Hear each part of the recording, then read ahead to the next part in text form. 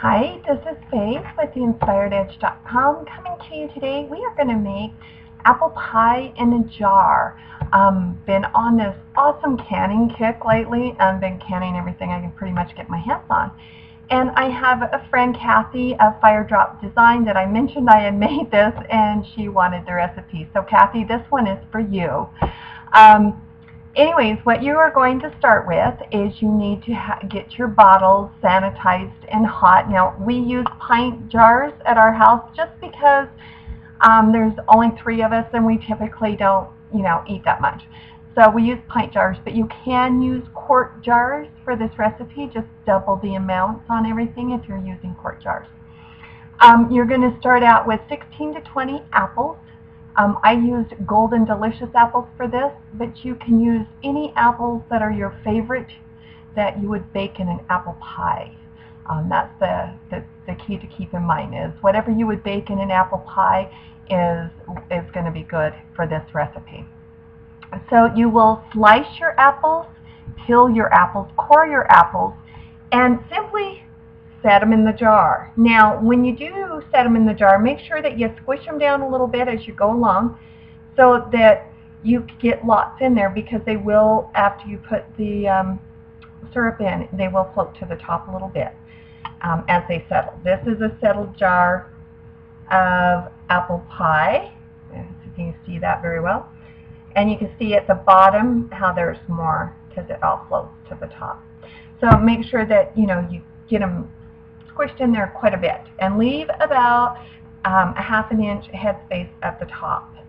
So once you've got all your apples in this, you are simply going to mix up your syrup. Now, the syrup we have in here, I used 4½ cups of organic sugar and 1 cup of potato starch and 3 teaspoons of cinnamon and ½ teaspoon of nutmeg. Now, you can adjust that to your taste. If you don't like, if you don't want it quite as strong, then don't use as much cinnamon and nutmeg. And 10 cups of water. All you do is you take those few ingredients, you cook it on slow until it gets really thick. You see that there? It's really thick. And then after it's all thickened, you will add 3 tablespoons of lemon juice. And I always just use fresh, I just squeeze my own lemon and use it. But you could use bottled lemon juice if you'd like. Then, after you've got all that cooked, this is the messy part, okay? The syrup is super, super sticky. Let me adjust this just a little bit so maybe you can see this a little bit better.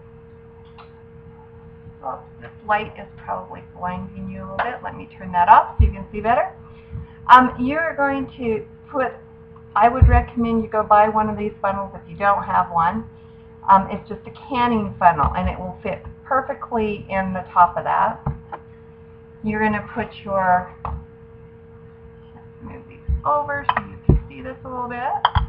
By the way, this makes 8 pints if you're doing pints. If you double it, of course, you're going to get about 7 to 8 quarts.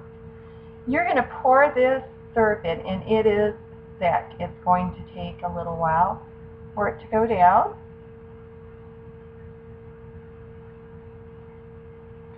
And while it's going down, you will take a spatula, or if you have a little canning spatula, you can use that as well.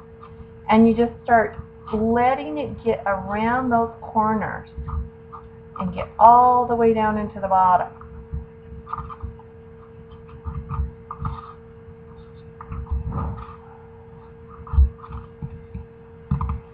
And then you're going to add more. And basically you're just going to keep doing this until you have little at a time, making sure you go down and get it down in the bottom. Get your air bubbles out. You don't want any air bubbles.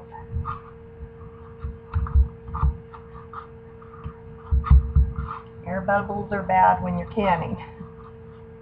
That's why we do it with a little spatula, and we just simply go around and do each side. So this side needs a little more definitely, so We're going to get a little more over here.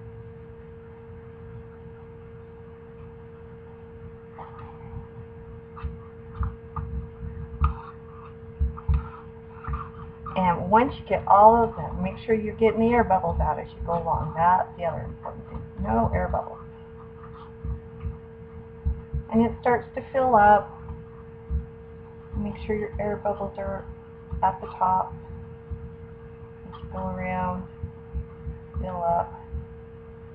And when it looks good to you, then you take a look at the top of it. Where this is apple pie filling, and the way that it's layered in there, you kind of have to really look at it a little bit.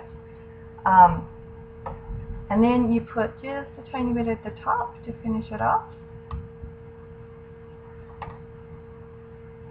And you take that out. Now you'll go through and you'll do this with all your 8 pints that you have. And then the most important thing that you have to do after you've done this is make sure, because this is a very sticky syrup, that you wipe off the rim of this jar before you put your lid on it at all. Now we're going to take a cloth and we will wipe off the rim of this jar to make sure there is no stickies left. And I usually go over it 2 or 3 times, because if there's an air pocket there from something sticky being on the rim, you won't get a good fill when you're canning. And then we take, and over here in just hot water, we've had our lid sitting there soaking. We take one of our lids and you place it on top, and you put the ring on top. Now when you put the ring on top, you don't tighten it down like you normally would. You just tighten it a little bit, just loosely tighten it. Just finger, it's not on there really tight because you want it to seal properly.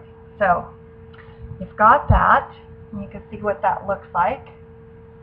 And you're going to put this in a hot water bath. Over here I have a pot of hot water that has been simmering for quite a while. You put it in your hot water bath for 20 minutes, and it has to be completely submerged under that water. The water needs to be just boiling barely.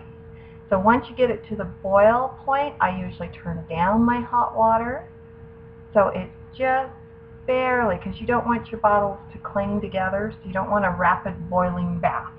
Okay, you just want it barely boiling. And you will put it in there for 20 minutes. Now how do you make sure that your seal is complete? When you take it out, a lot of times you'll hear it pop right away when you take it out of the hot water bath. Sometimes it won't. But all of these have a little thing on top of them. And if you push down on them, this one doesn't push down at all. It's solid. It seals. If it didn't seal for some reason, you will have a give. It will go up and down. If it doesn't seal, you have 2 options. You can put it in your hot water bath again and try to see if you can get it to seal a second time. Sometimes it just maybe didn't get enough time in there. Or you can put it in the fridge and eat it within the next couple of weeks. You would not put it in your pantry if it doesn't sell. Now, the other safety tip, always look at your pantry food. Make sure when you open it that it does seal, it does pop when it kind of opens. You can hear that, it's hard to open and it kind of pops when it opens. And make sure that you always look that there's nothing funny in your canned foods. You don't see anything cloudy or anything like that. And that just is a safety precaution for you and your family. I have never had any problems over the years with canning with any food going bad. But you do want to, just kind of be aware of those things. Anyways, this stuff is awesome. We had it this morning over waffles.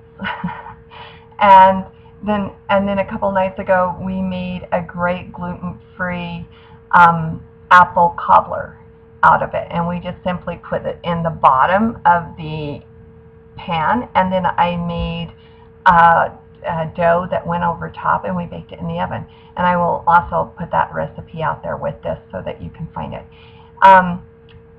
The recipes are at theinspirededge.com. Underneath the video, just look for the title you're looking for, and you can find all the recipes written out so that you can use them. Anyways, this is Faith from theinspirededge.com, and we will